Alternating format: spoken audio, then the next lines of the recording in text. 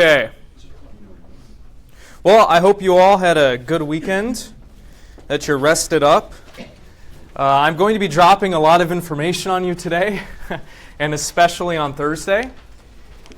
But once we get through this week, we're through the boring stuff. We can actually do the interesting philosophical stuff. There are just a few more things that we need to get on the table before we do that. A few fundamentals. To start, I'd like to give you a little bit of background. So the readings that you'll have to do for this week, the reading for today and the reading for Thursday, which is from a chapter called The Language of Composition, is all about rhetoric. And rhetoric is something that is still studied today, but what's relevant to us is that insofar as this class, critical thinking, is a philosophy class, it has always had a tenuous relationship with philosophy. Does anybody know where the word philosophy comes from? What it means? Any ideas? Well, you've probably heard that it originated, at least in the Western world, in ancient Greece, right? Philosophy comes from two Greek words, which, when you translate them, translates to love of wisdom.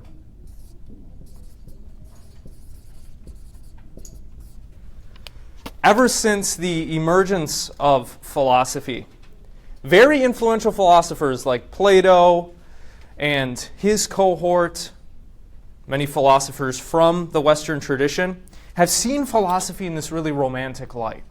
Okay? It's all about the pursuit of truth. It's about getting to the bottom of things, keeping an open mind, entertaining different perspectives, using our reasoning capacities, our critical thinking skills, in order to figure out what the hell is going on. Okay? Trying to get behind the appearances to what actually exists and what it's like. This romantic view has been taken up by a lot of different historical figures, some of whom we're going to read in this class. But lurking in the background is what some thinkers believe is philosophy's nemesis. It's arch rival, which threatens to tear down what philosophy has accomplished, which tempts us, but which nevertheless is a huge part of our world. This is rhetoric.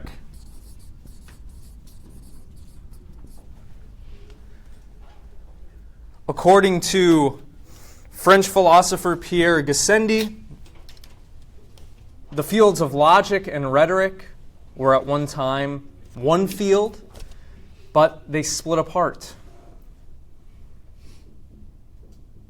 And at least according to the early philosophers, the rhetoricians were people that you did not want to deal with. Has anybody here ever heard of the sophists? No? Just one person? Well, when philosophy was beginning, when Socrates and Plato and other thinkers around this time were doing this work and trying to get to the bottom of things, at the same time there was an emerging group of people whom they called the sophists, who were traveling from Greek city-state to Greek city-state, and they were teaching the young aristocratic men who were going to enter the world of politics how to persuade other people using words. This is a very different goal than trying to figure out how reality works, right? So from the very beginning, these two have had a kind of shaky relationship. Today we're going to be looking at this thing called rhetoric. And I didn't do it for this class, although I've done it in previous classes. There are a lot of different things that you can do with rhetoric. Many of them good, but many of them evil. So this week, I'm going to give you a bunch of considerations, or at least make you aware of all these different techniques that you can use in order to persuade people to do things or to believe things, to persuade people to do what you want. That ultimately is what rhetoric is. It is the art or study of persuasion in speech and or writing.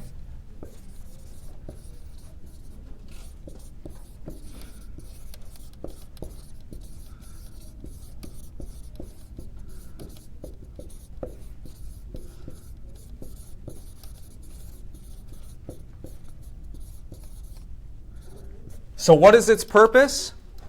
Well, contrary to this romantic view of philosophy, which is going to get us to the bottom of things, which is going to get us to ultimate knowledge of what all this is and how it works, no, rhetoric is different. The purpose of rhetoric is to persuade people of things, to get them to believe something, or to get them to want something, or to get them to do something. All right?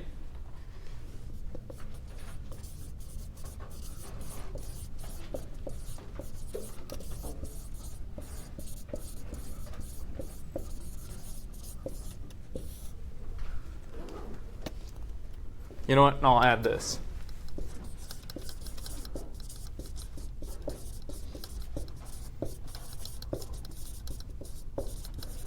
So, as we go through this week, which I hope will not be too boring for you,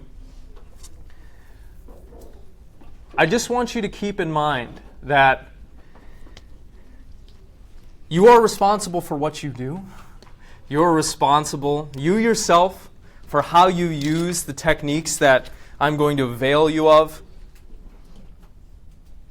And I earnestly wish that you do not use this stuff for evil, but I cannot stop you. Okay? Now, rhetoric is not inherently manipulative. It's not inherently bad, but it can be.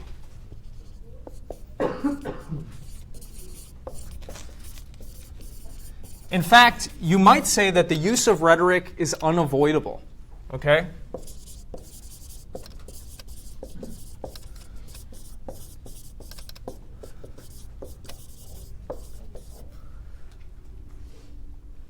And the use of rhetoric may also be conscious or unconscious.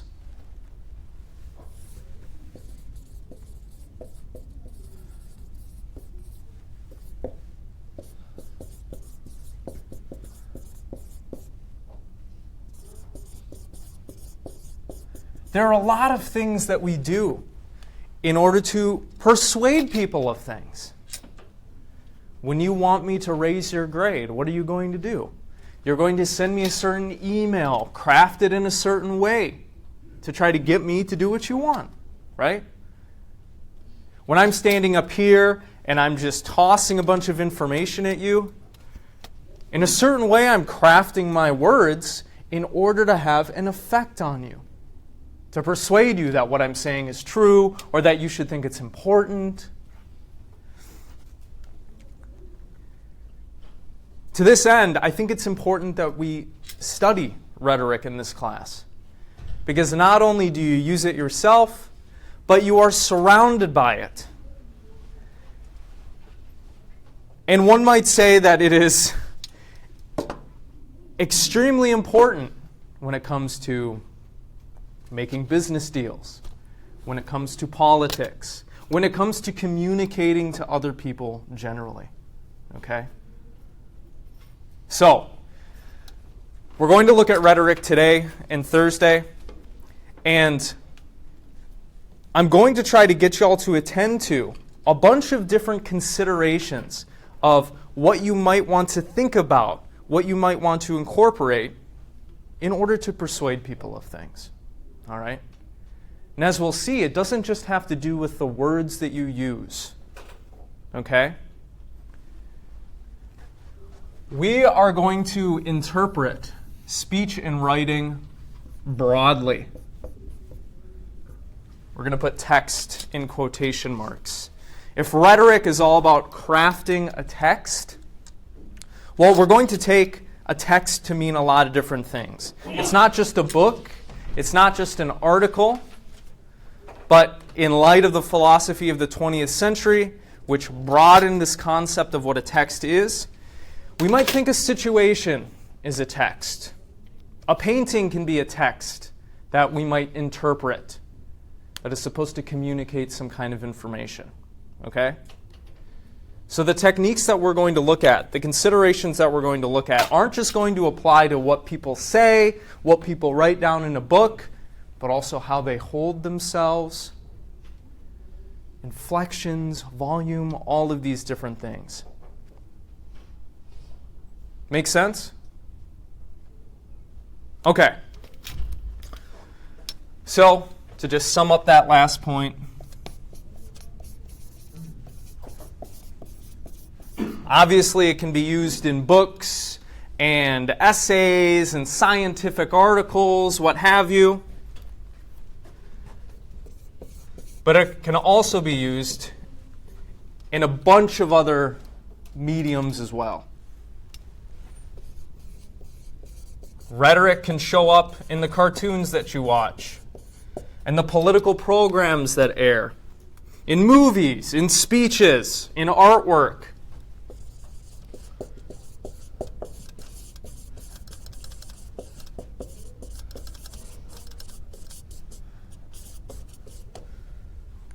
What we're going to be looking at this at in this week, if the person is smart, if the source is trying to get you to think a certain way or do a certain thing, they're using rhetoric. Okay? People who write TV shows, politicians, people who are in finance and Wall Street, your professors, everybody is using this thing. Okay? The question is, are they aware of it? And are they actually crafting the text that they are presenting you with intentionally and according to certain techniques? So I'm going to give you a glimpse this week into this world, what we might think is a shadowy world of manipulation and persuasion. All materials, you might think, that are meant or intended to communicate a message, rhetoric can be a part of that. Okay, any questions so far? Okay, well then we're going to continue talking about this.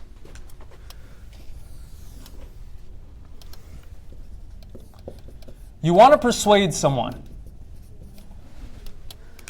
Well, obviously, if you want to be successful, there are certain things that you're going to want to pay attention to.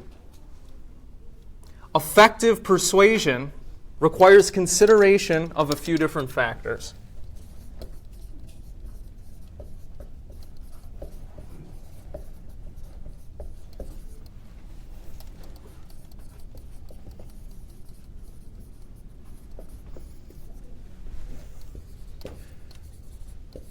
The text today gave us a handy acronym for what we should pay attention to when we're reading texts ourselves, when we're trying to interpret them, or when we're trying to craft texts, when you're trying to write your essay in this class, when you're trying to plan your speech with a potential new business partner, when you're trying to write a grant so that you can achieve funding for your research, etc., etc., etc.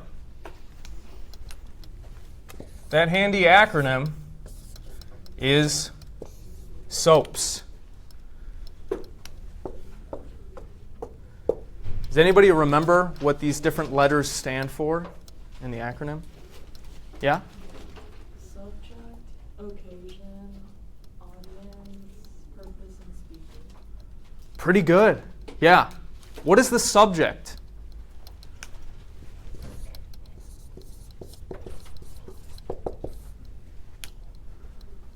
Yes? Pretty much what something's about. Exactly. It's the topic of the text. What is the text about?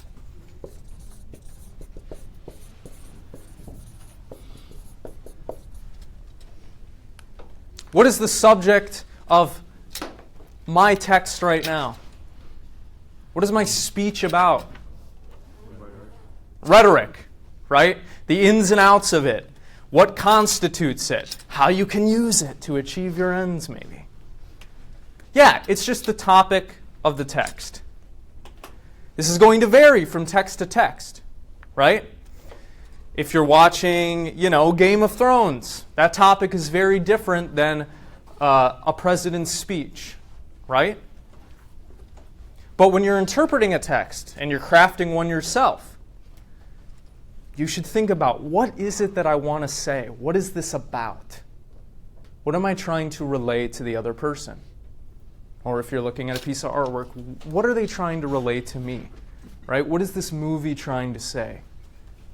Is it just a piece of entertainment, or are they giving some kind of political commentary? Right? Good. Okay. O, I think you already said it, but does anybody else remember what O stands for? Yes, Angel. Occasion. And they gave us a different word in the text as well. What we might say is context. Okay, what the heck is this? Any ideas? Spitballers, yeah. Why the text exists. Why the text exists. I'd say it's a little bit more general than that. Yes? Like the atmosphere that surrounds you as you're speaking. Yes, that's definitely a part of it. Yeah. Anything else?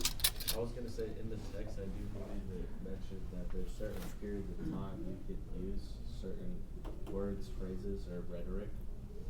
So, Yeah. occasion. Occasion, yeah. If we want to use the same word, yeah. Yeah, we might say it's the time and place in which the text is being delivered. Okay? And all the factors that are going into that.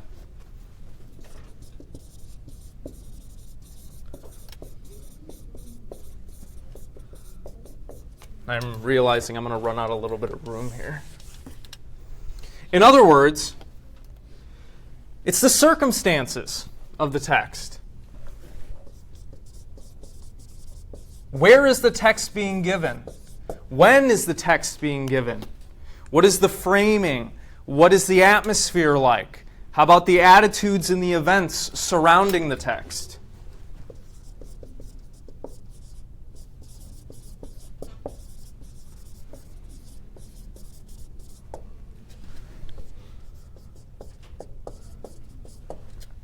What is the occasion for this text?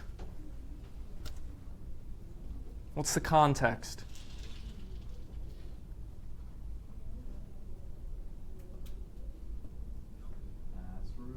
A classroom. Where? School. At school. What school? Where are we? USA. Yeah, what city are we in? Tampa. What state? Florida. What country? United States. What continent? North America. Right. So that all plays into it, right? This is forming the backdrop against this text that I'm giving you. How about the time, right? What time is it? It's almost 10. It's in the morning. The atmosphere, what is the atmosphere like? Dead. You don't want to be here. Cold. Cold, right? There's no excitement here. You're not raring to learn about rhetoric, right? I'm tired, so, I'm a little less animated maybe than I normally am. Yeah, all of this has to do with occasion, context. Okay, the context, I like to think of it as the backdrop against which the text is given. And all of the things that inform that backdrop. Okay? Good. Okay, how about A? For crafting or interpreting a text. Audience. Right. And who's that? What's an audience? Person who consumes the text. Right.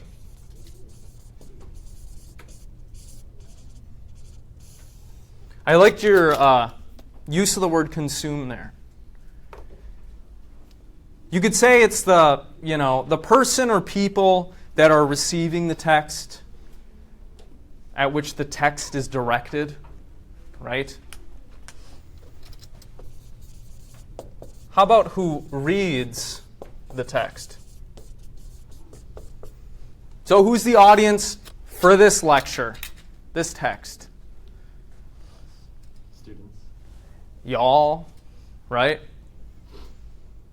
Maybe in some weird meta way, I'm also kind of like an audience member because there's like a participatory relationship going on, and your responses to me also form the text that we're weaving together or something. But mostly it's all you, right? Okay, how about P? What does this one stand for? Purpose. Purpose. All right, what is that? Like why you're kind of writing the text, like what's the meaning you're trying to put behind it? Yeah. Yeah.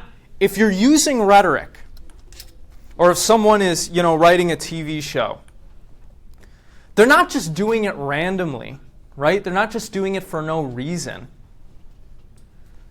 The purpose is the goal that the person crafting or giving the text wants to achieve. Okay?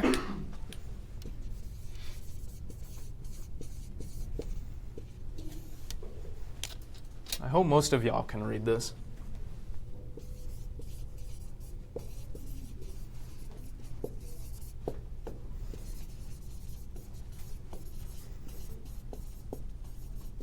Okay, good. So, what is the purpose of my lecture? Is it to make you all feel bad and to make myself feel powerful and wise? What do you think? Just about rhetoric. What goal am I trying to achieve by talking about rhetoric? To make us pass. To make you pass? Yeah. I don't want you all to fail, right? I want to give you, a fighting chance. What else? To give us an understanding of how it works and how to apply it. Yeah. Trying to get you all to understand this so that you can see it in the wild, so that you can recognize how a text is crafted to influence you in particular ways. Because every day we're being blasted with information that has been designed to influence you in certain ways. That's the entirety of advertising, right? All those billboards that you see, those commercials that you watch, there are people who are in a room somewhere thinking, how the hell do we get people to buy our shit? And that's what they were thinking about when they wrote that commercial, right? To encourage participation. To encourage participation, sure, that's also a goal. Yeah. I don't just want to be talking to a bunch of, I don't know what's going on, right? To enrich your understanding of the world, maybe. To also amuse you a little bit, right? I enjoy the performative aspect of lecturing. It's fun. Good. Yeah, so when you're looking at a text, think to yourself, what is the person trying to achieve here? Why did they do this? Why did they use those words? Why are they bringing up this subject? Right? Good. Okay, and finally, what's the last one? Speaker. Speaker. Yeah, and who's that? The person who's giving the speech, or speaking, giving the rhetoric. Right. The person who is giving the speech or who crafted the text, right? Yeah, exactly. We might say, who produces the text?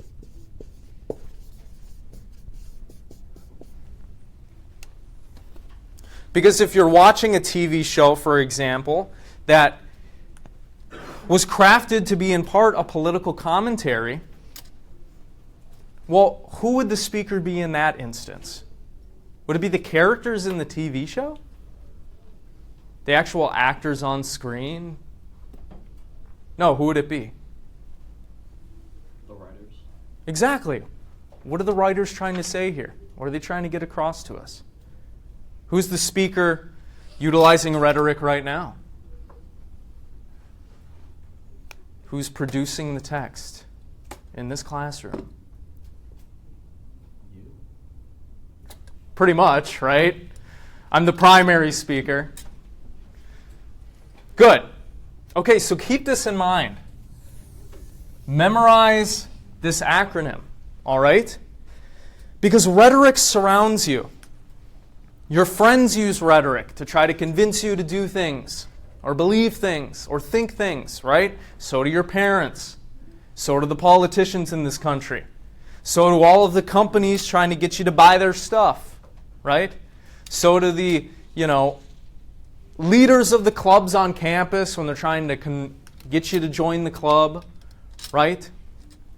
Rhetoric is woven into the fabric of human life. And again, if we're saying that it can be used consciously or unconsciously,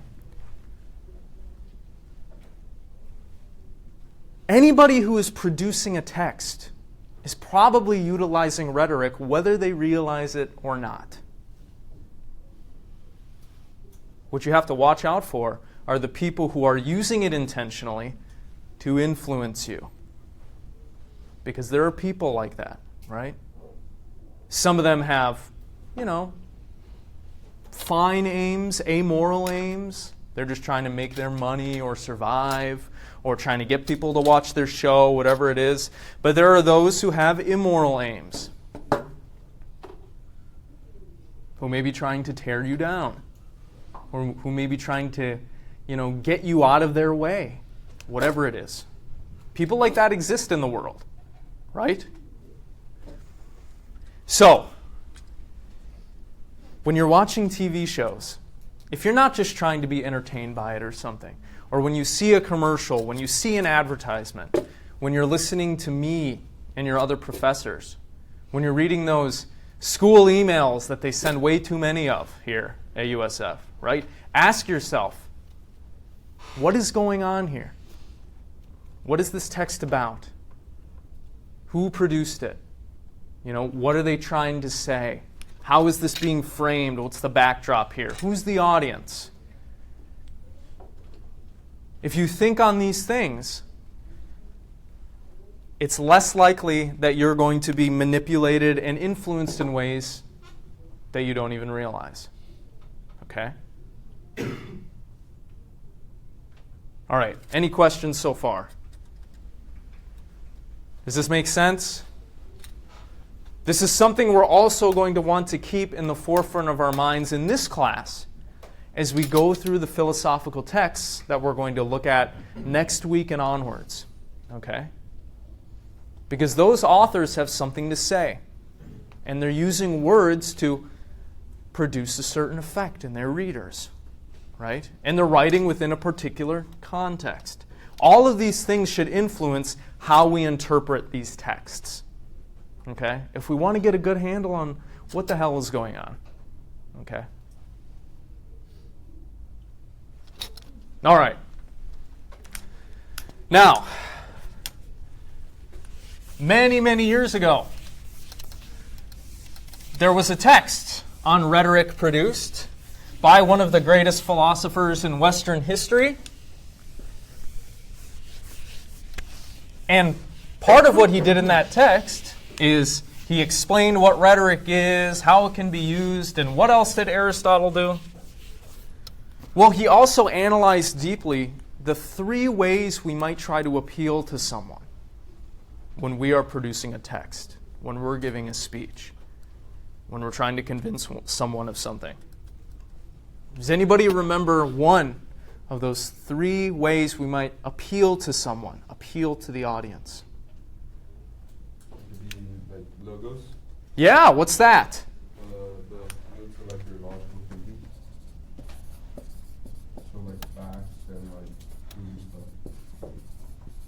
stuff. Very good. Yeah.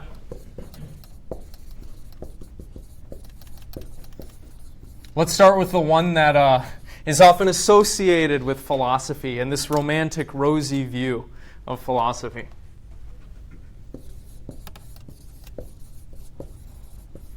Logos. This is all something that you've heard. Does anybody know what this Greek word means? Logos. Well, what does it look like? Logic, right? The Greek word meant reason. It also meant word. All right? You could also think of it as, the organizing principle of a thing. If you wanted to get a little weird with it. But you're right. What are we doing when we utilize logos? Well, we're trying to appeal to the person's rational faculties, their reason, okay, that logical part of themselves.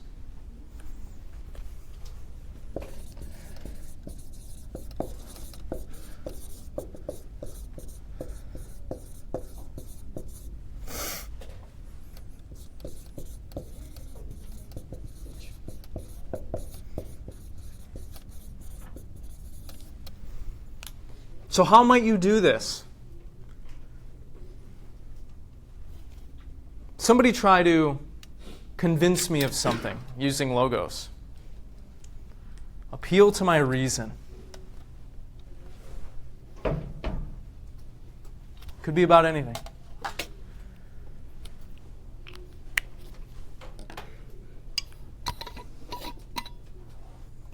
How about this? Y'all want to become smarter, right? Y'all want to make more money? You want to get a good job? Achieve your dreams? Then you should pay attention in this class. Because if you do, you'll get better at critically thinking. And critical thinking is applicable to all domains of human life. Literally all of them.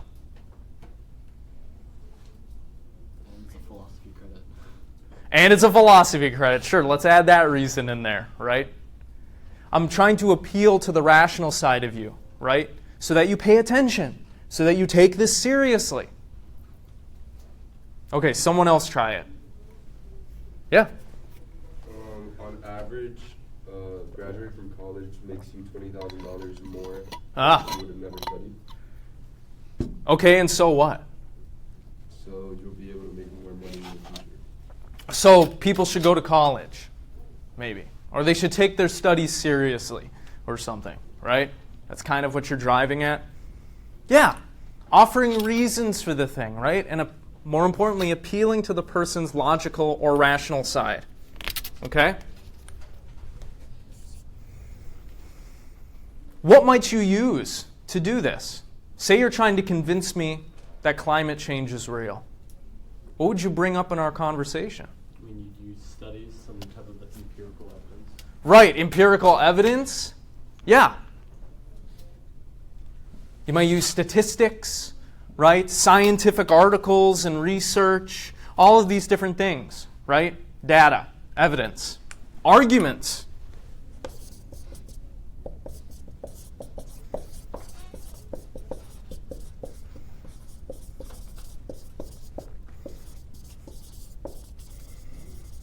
You might use, thought experiments or various examples, facts about the world, right?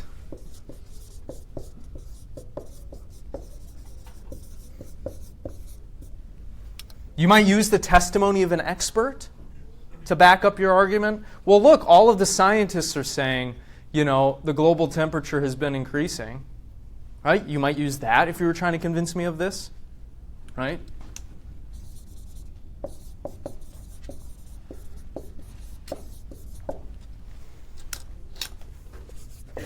But when you're utilizing logos, what you're doing is you're crafting an argument.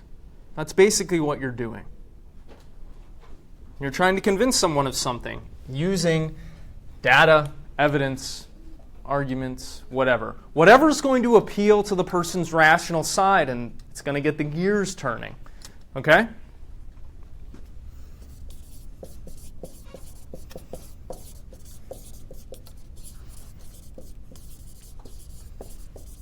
Because while we are emotional creatures, we all do have a rational side, right? We can engage in critical thinking. We can reflect and think things through and figure out what's logical, right? and live according to logical principles, evidence, arguments, etc. When you're crafting an argument, obviously, you're going to want to try to make that argument as robust as possible. Be clear in your speech and how the premises and conclusion are related to one another. Show how your conclusion follows from the evidence and premises that you offered, right? But yes, you're appealing to the rational side of the person. And if you're really good at it, you're also going to anticipate how someone might respond to what you're saying in this moment. You might anticipate counterexamples or counter-arguments or evidence contrary to your view, right?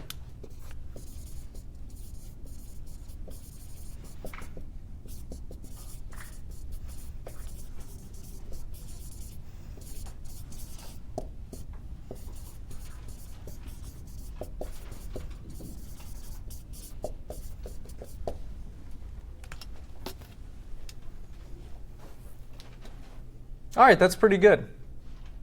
Okay, let's move on to the next appeal. What is another one of the three that y'all read? Ethos, appealing through like similar ethics and morals, and then also like establishing credibility or already having credibility. Yeah, pretty good. Nice. Anything anyone want to add?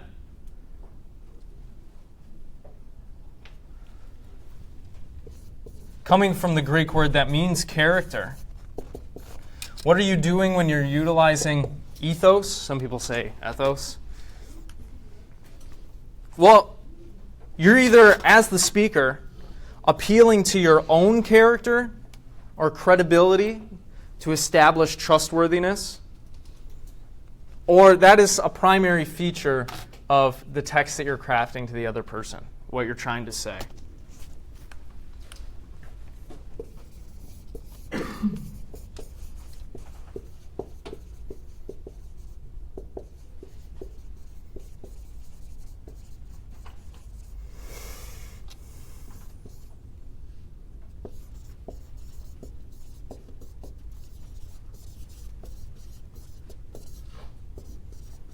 Because let me ask you, is anyone going to trust what you say if they think you're a pathological liar? Is anyone going to trust what you say if they think, well, this person's only just going to tell me whatever they want so they can get me to buy their crap? Probably not, right? If you're trying to make a business deal, if you're trying to persuade someone to do something, what do you have to do? Well, you have to establish a certain kind of relationship with your audience, right? The person that you're talking to. If they don't see you as trustworthy, why are they going to listen to what you have to say at all? Right? So, ethos is about that. You're trying to establish, as the speaker, your own credibility, your own trustworthiness. So how might you do this? What might you say, or what techniques might you use?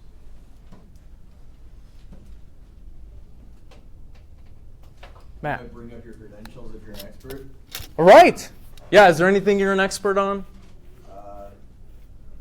Could be something Not small. officially. I don't have good credentials. Right, probably not officially, right?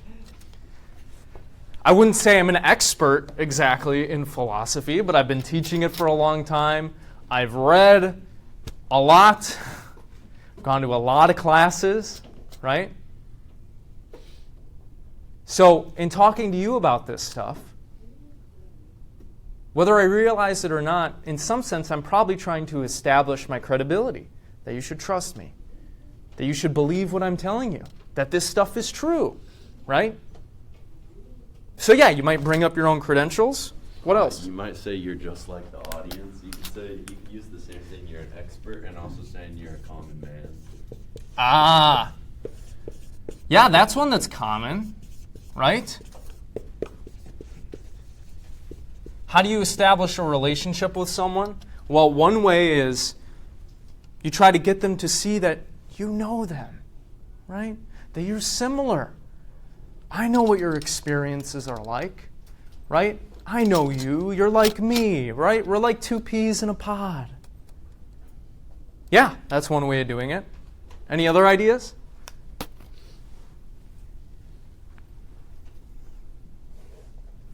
How would you establish your credibility to someone?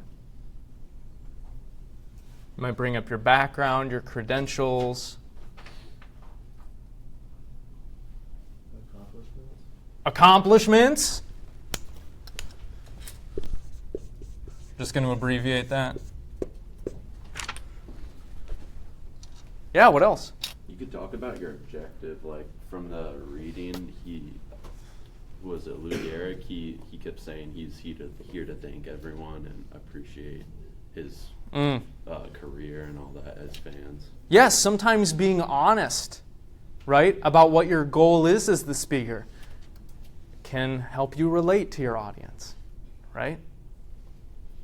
Instead of being all sneaky about it, right? Yeah. How about your education?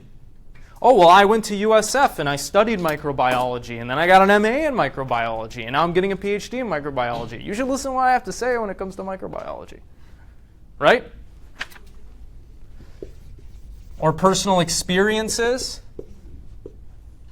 Might bring up personal experiences you've had. Yeah.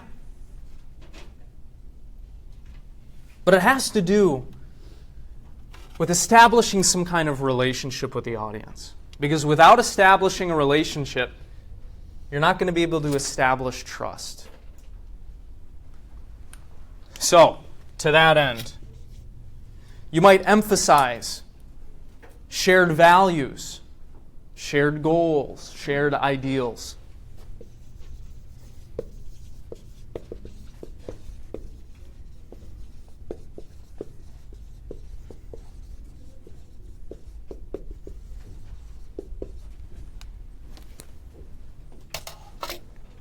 We all care about surviving in this room. We all want to be happy, right? We want to achieve our goals. I want the same thing that you guys want. I want us all to succeed. So pay attention, right? Of course, I wouldn't end with that if I was trying to establish credibility and appeal to your emotions, which is the third one. But you see what I'm getting at, right? Think about establishing a relationship when it comes to ethos. All right. What's the third one? Pathos. All right, and I kind of gave it away, but what's that one? Could you expand upon that a little bit? We appealing to how they feel or about certain things, about how they emotionally feel about them, really. Say a little bit more. You're on the right track for sure. Yeah. Like, for example, how a vegan would feel bad about eating meat because they think about the animal, they put themselves in the other, like the animal shoes type. And so if you're in a conversation with a vegan, right, they might say, do you want to be eaten? Or think of how the animals are suffering. Like, would you want to live in a cage like that? Not being able to move around? Being given so much growth hormones that you can only stand for a few seconds if you were a chicken? Can't even really walk around? Right? Yeah, and if they were saying something like that, they'd be appealing to your emotions. Pathos, which comes from the word for suffering.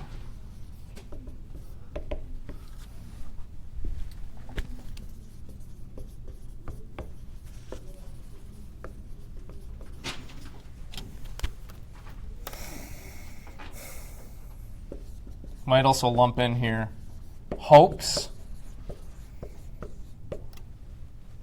dreams, anything that has an emotive character to it, or an emotive component. Okay?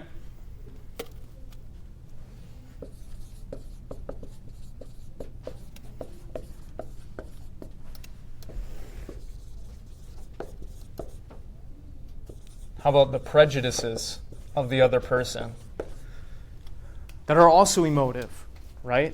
That also are tied to how the person feels.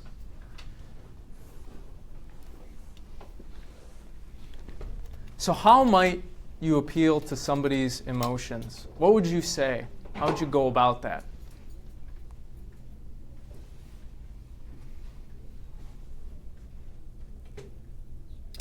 Like maybe using descriptive language. Yeah, descriptive language. Yeah. What else?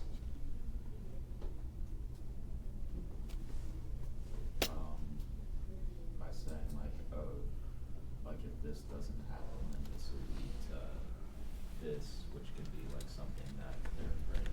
Yeah, right?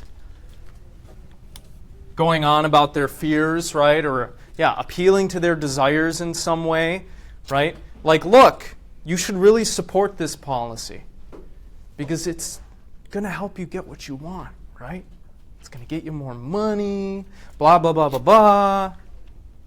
Yeah. As the speaker, you're trying to evoke the emotions of the audience members, okay? And get them into an emotional state.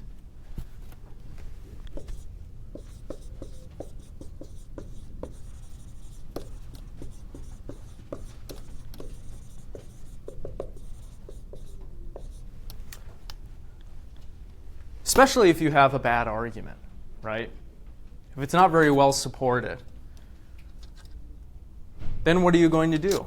Well, you're not going to keep appealing to their rational side if your argument is the weaker one. You're going to appeal to their emotions. Why? Well, people who are emotional are more easier to persuade and manipulate and control, right? Because we do all kinds of things when we're emotional that we wouldn't do if that emotion wasn't possessing us, right? Just think of a time when you've been emotional and did something you regretted, right? We've all had this experience. So to that end, you might use descriptive language, figurative language.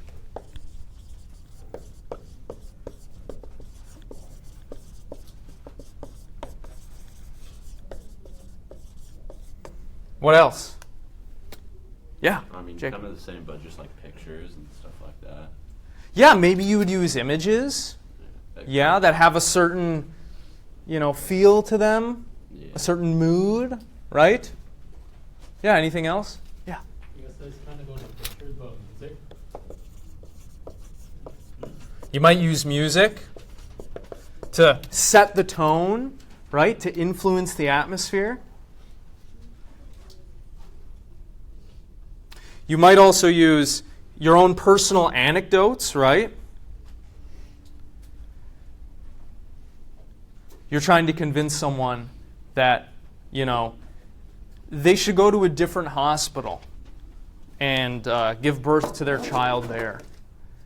And you tell them about your heart-wrenching story of going to the one that they want to go to right now, and you had a terrible time, and it was just all messed up. And you were scared and you weren't taken care of, right? Personal experiences, personal anecdotes.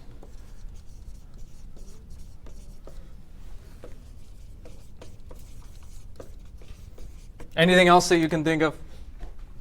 This is just kind of a general list. It doesn't have to be exhaustive.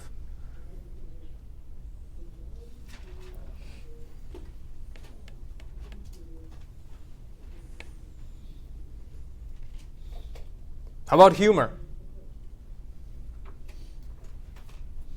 Yeah, Well, it's also how you stand, how you conduct yourself. for sure. It's not just what you say, right? It's how you say it. Maybe, in this instance, whispering to the other person would be more effective. Or using a certain inflection, or a certain volume, or whatever. Yeah, all of these techniques, which we're about to go into, are going to be used in these appeals, right? If you're good at it. if you know what you're doing rhetorically speaking. Yes? What about over-exaggeration? Yeah, you might over-exaggerate for sure. Oh, we need to change the laws in this country because those people over there are killing babies. Then they're in our own neighborhood, right? Even if there's no baby killing going on, whatever. Yeah, hyperbole. We're kind of jumping ahead a little bit, but yeah, we're going to talk about a few of those. So, these are the three primary appeals, okay? At least since Aristotle's time in his Rhetoric. I'd like to take a little break here from lecturing and have you engage in an activity now.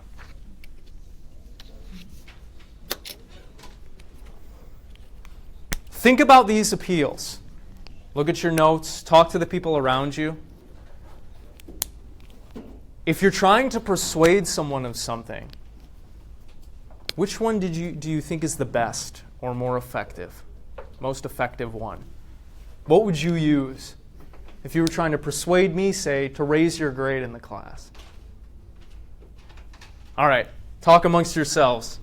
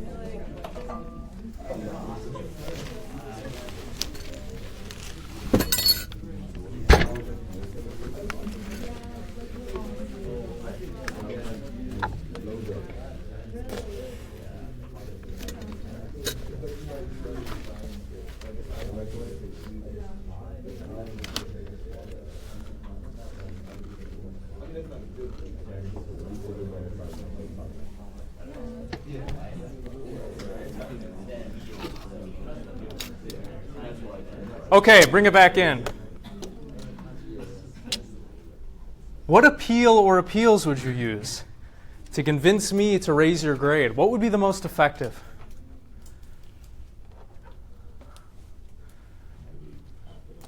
Pathos? Why do you think that? Just because I feel like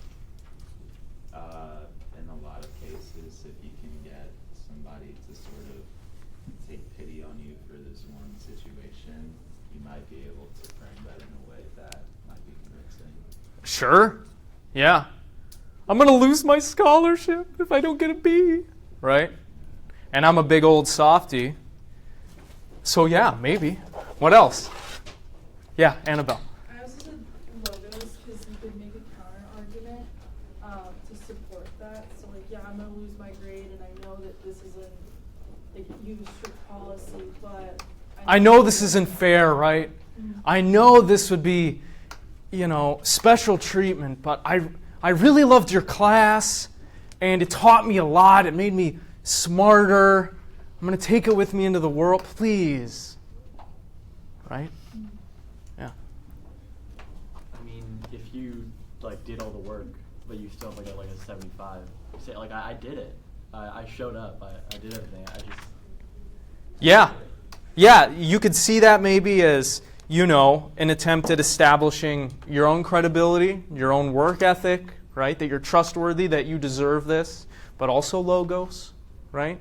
One thing that you need to realize is that when people are trying to convince you of something, they're not just going to use one appeal, okay? Often they will try to use all three. Establish themselves as trustworthy, appeal to your emotions or desires, and they'll offer you an argument to appeal to that reasoning side of you. Yeah, what do the rest of y'all think? Yeah. Well, I was gonna say all three of us had like different answers to like logos, pathos, and ethos. But Yeah. then Walker had said, "Oh, why don't you just use all three?" Because there's arguments. If you just use one, there's always an argument against it. Ah, Versus if you use all three, you can't really be like, "Oh, but here, oh no, now I have to look at this one and this one." right, covering your bases, so to speak, Right. right? If you were trying to convince me to raise your grade, wouldn't you use all three? Or try to? And maybe you think, well, this is a critical thinking class, so he'll respect me more, so I'm going to lean hard into logos. But, Professor Futh, he's a big softie, so I'm also going to lean hard into pathos. Yeah. Any other thoughts or opinions? We kind of looked at it like a food pyramid. Like the meat of your argument should be the logos, that should be like the substance, but you do need a little pathos, a dash of pathos, just to get the person to buy into your story. And then you need your ethos too. Yeah, because why would I listen to you if, I think you're a pathological liar? Yeah. If you do this with every professor, right? You just send emails to all your professors at the end, right? Asking them to raise your grade or whatever. Yeah, good. So effective use of rhetoric will often try to engage in all three. Okay? Remember that as we move forward in the class. Philosophy, traditionally, people who have written philosophical texts will say that they're just trying to use logos, but it depends on the philosophical text that you're reading, right? And by God, if you're reading, a political manifesto or something, it's going to use pathos, right? And logos too, probably ethos as well. Okay, so to finish up, I want you to put yourself, again, in the shoes of somebody who is crafting a text. Could be a speech, an essay, whatever. You're trying to convince someone of something. What would you think about in crafting that text? If you're trying to apply the rhetoric that I'm giving you today, you're trying to persuade them to think or believe something or do something. Let's say you're writing me an email in writing. What would you think about as you were crafting that email, specifically? How does this email come off? Right? Yeah?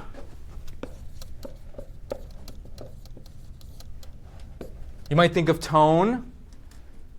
Think just generally. Are you going to use the word asshole in your email? No, you're going to use other words, right? You're going to look at the specific words.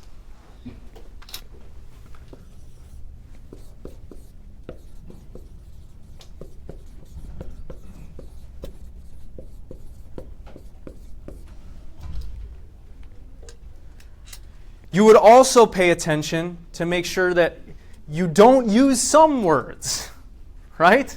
Excluding certain words from the email.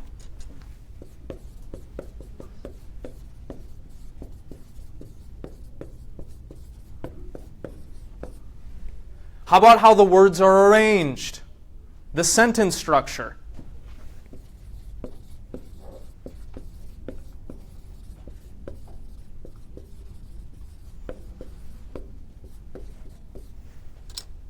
What else would you pay attention to? What would you think about?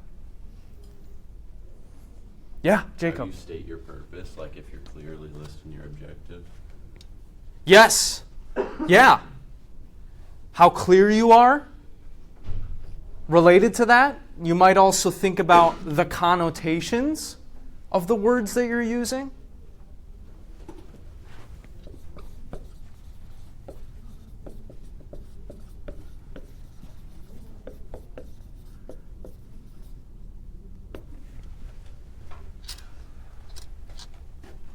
All right, now switch gears a little bit.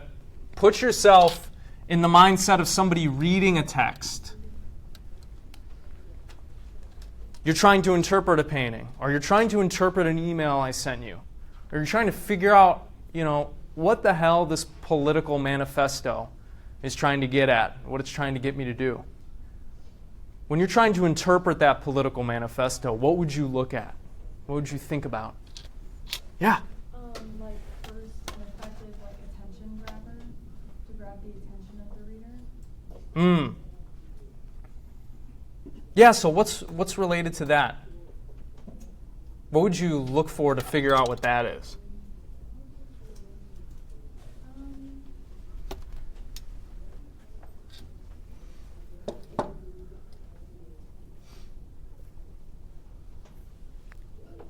You look at the words that are used, right? Sentence structure.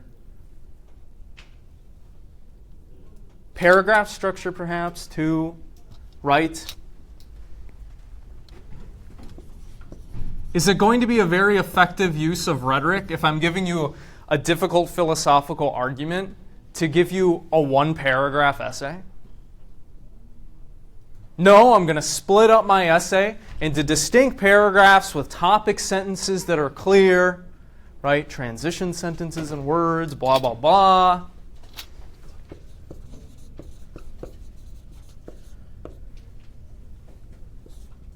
What's that, 6? Might also look at the punctuation. What else? Yeah? This goes to more political manifesto, like the past, like what else they have produced. Yeah, sure, what else they've produced. Yeah, you might also think about that in relation to how you should interpret this thing, right? Think more basically. If you're trying to craft an advertisement that grabs someone's attention, that persuades them to do something, what would you manipulate in the advertisement? Colors, right? How about font size and style and colors and where they're positioned on the page, right? Where the words are exactly, right? If an effective advertisement isn't going to be a wall of text, is it? That's all black and white. No, right?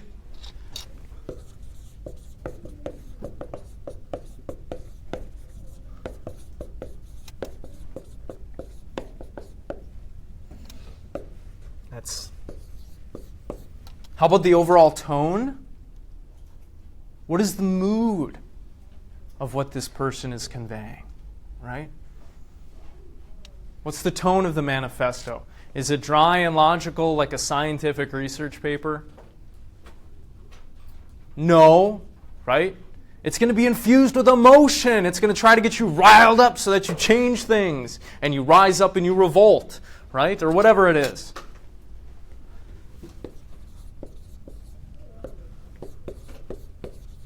General formatting. Yeah. These are all things that you would pay attention to if you're trying to interpret a text and what the person is doing, or if you're trying to craft one yourself for maximum effect.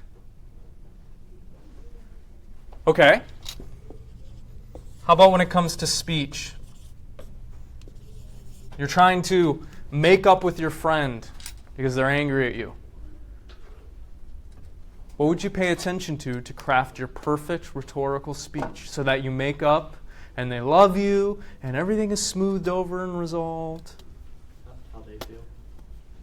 Sure, how they feel, right? You'd think about that. In relation to the construction of the speech, though, what you're going to tell them. And when you deliver the speech, what would you be thinking about? Being honest, sure. Clarity and honesty. Or a certain level of honesty, right? Maybe you actually want to hide something from them. So you're not going to bring that up in conversation. Yeah. Well, in some sense, you're going to use a lot of these again, right? You're trying to make up with your friend. Are you going to say, hey, asshole? No, right? You're going to pay attention to the words that you're using.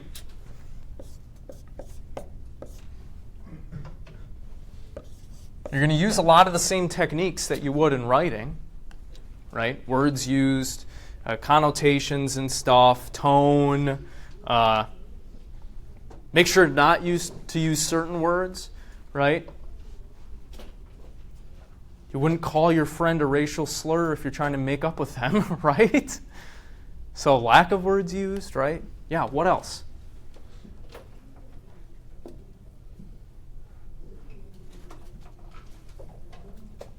Would you talk at him like this if you're trying to make up with them? No, what did I just do there? What was I changing? Volume, right. Tone, though, is also going to be important. Where is tone? 8.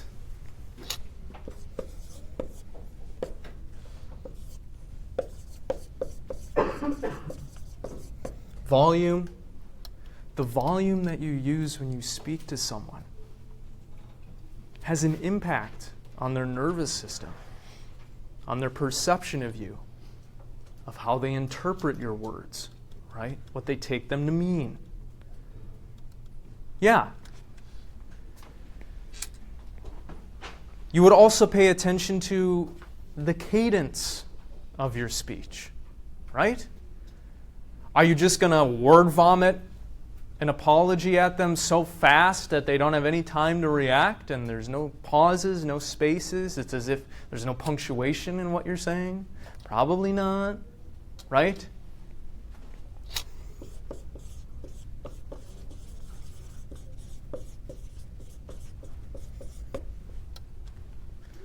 If you're trying to apologize, would you talk in meter like this or something?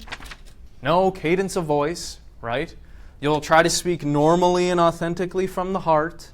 You're not going to do any weird things by trying to make your apology sound like a poem, right? From the 17th century or whatever. What else? Yeah. Could also be like the location of like where you say to someone. Yeah. Yeah, I mean, you're also going to be paying attention to, where are we going to have this talk, right?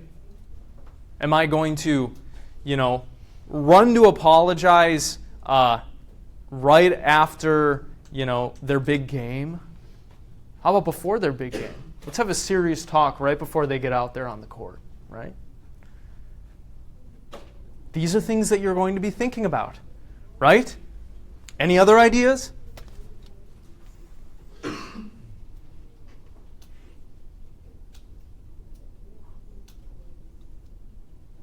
I'll help you out. It's related to cadence, but the speed of your voice at which you're saying words, pronouncing words. We've already mentioned this, but tone of voice, not just the tone of the message, not just the tone evoked by the content of what you're saying, but, are you saying it to them angrily? Or are you saying it to them apologetically and compassionately? Right?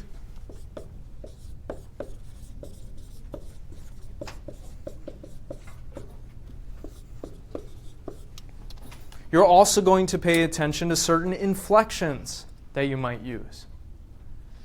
We do this all the time already without even realizing it. When you ask a question, it usually ends on a higher note than it began. You want to go get some ice cream? Right? Would somebody think you're asking a question if you're like, I want to go get some ice cream? Maybe, if the context is right? But inflections,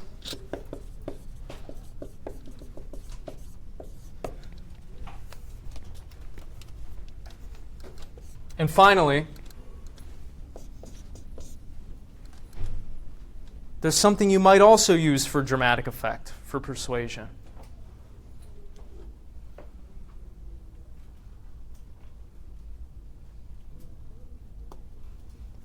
What was that just there?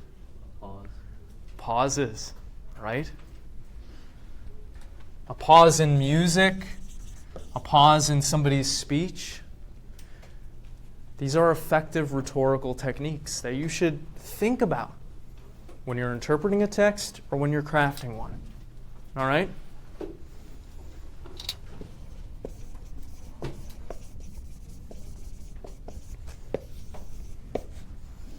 Are you going to pay attention to what you wear? How you're dressed? What do you think? Are you going to show up naked to apologize to your friend? Would that be effective? Might shock them. I don't know, is that effective? Right?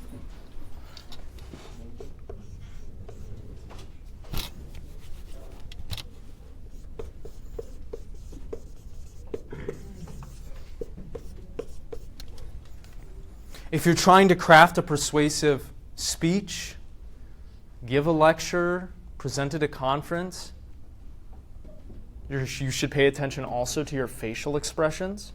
Or when you're analyzing somebody else's speech, right? What is their face doing when they're giving this message? That has an emotional effect on the audience, right?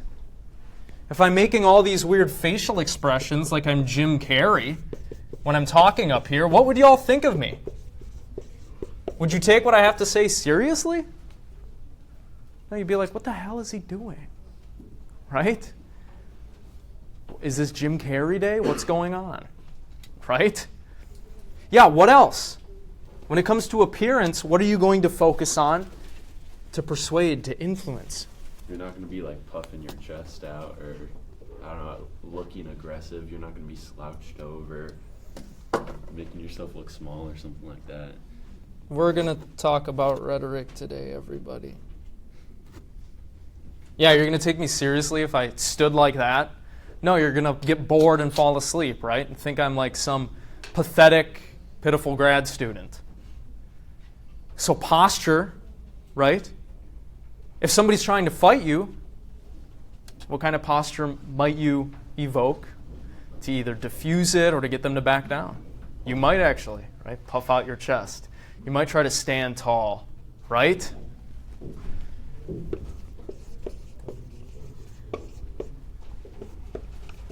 How you move your body generally, right?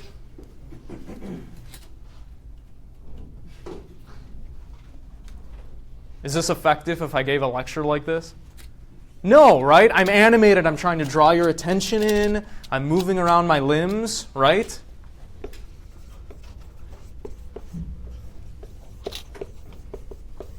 You're also going to pay attention to how about cleanliness and your hygiene. What if I showed up here stinking and like I just rolled out of bed, I have like cat poop on me? You going to listen to me? No, you're going to get the hell out of here because it stinks. You know what? You don't want to be in a smelly classroom, right? Listening to a weirdo who can't even take a shower. You might use things in your environment, props, right? Yeah, these are all things that you should be thinking about when you're analyzing somebody's presentation, when you're going to craft a text yourself. And finally, we're going to talk about this more on Thursday. When it comes to visual media, you're going to present certain images, right? Crafted in a certain way. With their colors, right? Their backdrop, what colors are not used, the medium, the technique, all that kind of stuff. Okay?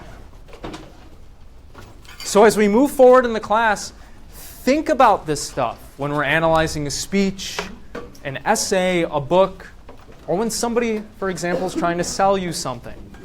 What are they doing? Okay. All right, thank you very much. I hope you all have a great day. I hope to see you all on Thursday. I sent you an email about Audio 1. I'm just not sure if you got it. Oh, I haven't checked it. When did you send it to me? It was Friday night, so you probably didn't see it. to me yet. If it was Friday night, I should have seen it. Send it to me again, will you? Okay, no problem. I'll do that. Thank you. Oh, I'm not taking it today, don't worry. Okay. Yeah, you're good. I know I already emailed you about this. I just wanted to talk to you about it in person. Yeah. For my audio journal 3, remember I sent you an email about how like I didn't